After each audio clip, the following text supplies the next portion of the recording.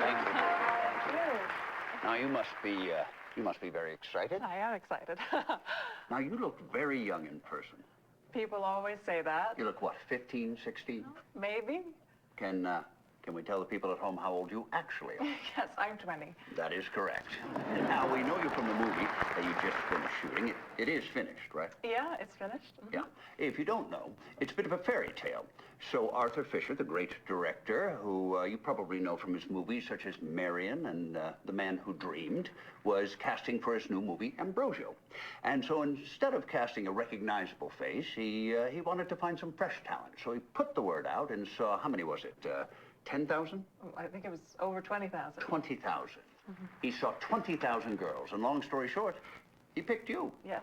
And you'd never acted before. Not on the screen. I had done modeling, and I liked the theater. Yeah. That is amazing. Mm-hmm. I believe we have a short clip here. Do you want to tell us what we're about to see? Yes, so I play Matilda, and, well, I don't want to spoil things too much. She's a young woman who sneaks into a monastery disguising herself as a monk, and then there is a lot of drama and magic and intrigue. Okay. Mm-hmm. Marissa Marcel as Matilda, a woman disguised as a young monk. Here we go. Oh, my God. The same magic that powers this lens can also grant you what you wish.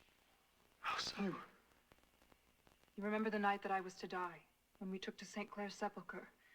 That night, I performed a rite. I summoned a fallen angel to aid me. What have you done? Wow.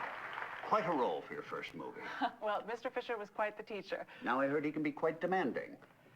Well, you know, he has an idea of the picture in his head, and nothing is going to come between him and that, not even the actors. And this is Mr. Fisher's first film with nudity, correct? Yes, well, you know, he felt that a modern motion picture should reflect the times. And you filmed this in Europe? Correct. They go for that in Europe, the nudity. Yes, our producer said, we are born naked, and if we are lucky, we die naked. So why not shoot the movie naked? Well put. He kept his clothes on. And the picture is out soon? I hope so. Yeah, and now, you're not in New York only to talk about Ambrosio, but you're filming another picture.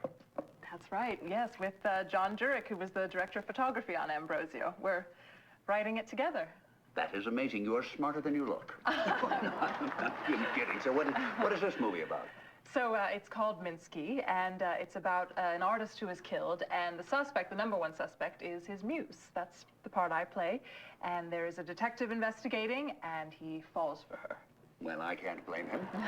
Well, he has a cop mindset, and it's really about the clash between the artists, how they live, and this cop mindset, the conservative mindset, I guess. He is surprised by how messy the lives of artists are. Oh, that's true. That's true. We've had some on the show. Mr. Warhol. Have you met Mr. Warhol? Oh, yes, we've met. Yes, we had him on the show, and he hardly spoke. Such a towering figure, and yet such a small, quiet man in person. You know, but his superstars, though, that's what he calls them, superstars. They are quite playful. Yes, we'd like to put some of them in our movie. Well, just make sure you've got a chaperone. And you like New York? Oh, yes, I love it. The people are so interesting.